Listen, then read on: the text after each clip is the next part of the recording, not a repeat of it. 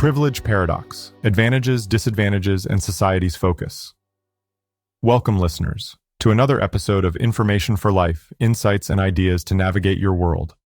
In today's installment, we review an intriguing linguistic and sociocultural issue, the use of the term privilege, as opposed to advantage. We'll examine how language shapes our societal perceptions and actions, exploring the nuances that define these words and the impact they have on our collective discourse. The language of privilege. In contemporary social discourse, the term privilege has grown increasingly prevalent, often used to denote an unearned societal advantage that certain individuals benefit from due to their race, gender, economic status, or other factors. Privilege has become an integral part of our conversation on social inequality based on a 3-page magazine article published in Peace and Freedom magazine, 1989, called White Privilege: Unpacking the Invisible Knapsack, McIntosh, 1989. The article can be found here, https://psychology.umbc.edu/wp-content/upload/sites/57/2016/10/white-privilege_McIntosh 1989 PDF.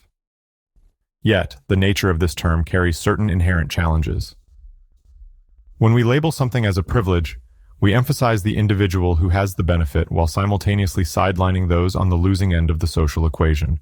We focus on what's given rather than what's taken or withheld. The consequence? A narrative that foregrounds the advantaged, often at the expense of understanding and addressing the disadvantaged. The term privilege, as it is used in current social discourse, continues to be the subject of ongoing debate and study. By 2021, scholars such as Eddo-Lodge, 2018, and Kendi, 2019, had done substantial work to illuminate the contours of privilege, examining how it operates in society and how it is perpetuated, both overtly and subtly. The language of privilege operates on multiple levels. It conveys, on the one hand, a certain perception of unearned advantage that accrues to individuals based on aspects of their identity that align with socially favored norms. Whether it's perceived to be due to race, gender, socioeconomic status, or other factors, the concept of privilege underscores that these advantages are typically systemic, pervasive, and often invisible to those who possess them. Eddo-Lodge, 2018. On the other hand, the use of the term privilege inadvertently centers the narrative around those who other people perceive to possess these advantages. This perspective overshadows the disadvantages and systemic inequities that others face. It places the onus on the privileged to recognize their privilege, leaving those disadvantaged by the system in a reactive or subordinate role within the conversation. Kendi, 2019. Furthermore, the discourse around privilege also inadvertently creates defensiveness or resistance among those being asked to acknowledge their privilege. People find it difficult to accept the idea that they've benefited from systemic biases if they've also faced struggles or hardships, and dismisses the concept that everyone is fighting a battle you know nothing about. This discomfort derails conversations, leading to further divisions rather than fostering understanding and empathy. D'Angelo, 2018. Moreover, while the concept of privilege is incredibly useful in spotlighting societal disparities, some researchers argue that it leads to a certain level of passivity. Jost, 2019. If privilege is seen as an inherent, unchangeable aspect of society, it inadvertently discourages active efforts to change the status quo. Indeed, while the concept of privilege is useful for highlighting broad societal patterns, we must not apply it simplistically or homogeneously to every individual based solely on their skin color or other demographic characteristics. Such assumptions are overly reductionist and fail to capture the complexities and nuances of individual experiences. Firstly, it's essential to remember that the concept of privilege is thought to operate on many intersecting axes, including not just race, but also gender, class, sexuality, ability, age, nationality, and more. For example, a person might experience racial privilege while also facing disadvantages due to their economic status or gender identity. These intersections complicate, mitigate, or even negate certain aspects of privilege. Secondly, the concept of privilege is rooted in perceived systemic and structural biases and must not be used to discount individual experiences of hardship or struggle. Someone might belong to a so-called racially privileged group, yet face significant personal difficulties and disadvantages. In other words, privilege doesn't mean a person's life is without challenges, but rather that their skin color simply isn't one of the things making their life harder. Finally, making assumptions about an individual's privilege based solely on skin color in itself perpetuates harmful stereotypes and biases. For instance, presuming that all people of a particular race are privileged inadvertently erases the experiences of marginalized or disadvantaged individuals within that group.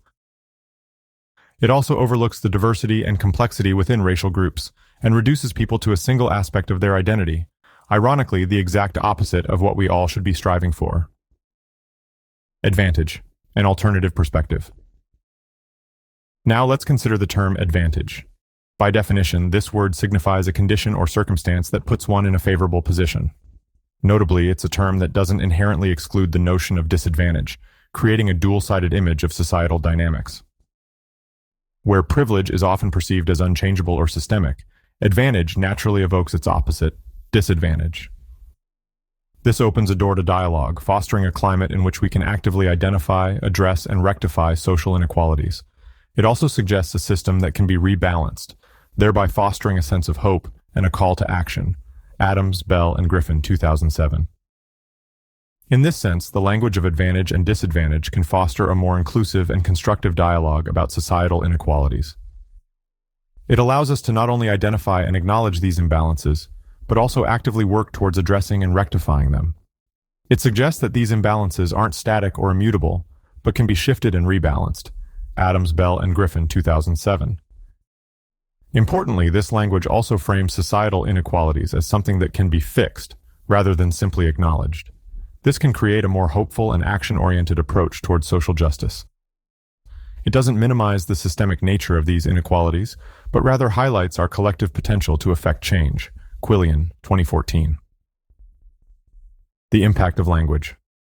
The language we use can profoundly impact how we perceive and address societal issues.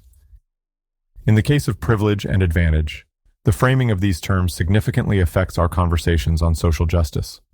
Privilege emphasizes the systemic, unchanging aspects of social disparity, focusing more on the advantaged individuals rather than the system that maintains the advantage. In contrast, advantage highlights the situational and changeable aspects of social disparity, potentially promoting a more active engagement in rectifying the disadvantages faced by others. While both privilege and advantage have their places in our social discourse, it's important to recognize the subtle implications that come with each term. Our linguistic choices play a significant role in shaping our perceptions of social inequality and ultimately, the actions we take towards creating a more equitable society.